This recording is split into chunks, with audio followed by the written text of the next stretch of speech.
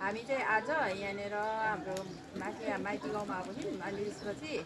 यता मामा घर आएर चाहिँ भाले काटेर भालेको अब तिते बनाएर खानु लागेको है। अब तिते बनाएर खानुपर्छ है त।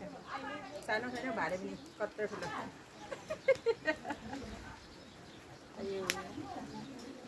गर्दै गर एकछिन के अरे अर्को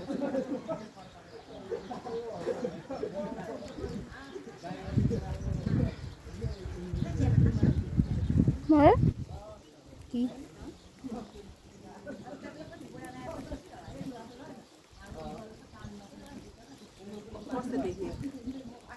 राम्रै छ राम्रै छ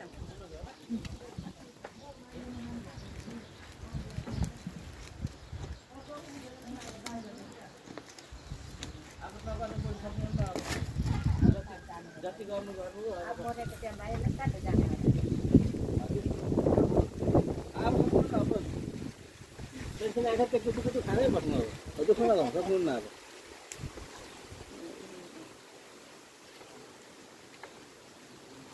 अब भरे आउनुहुन्छ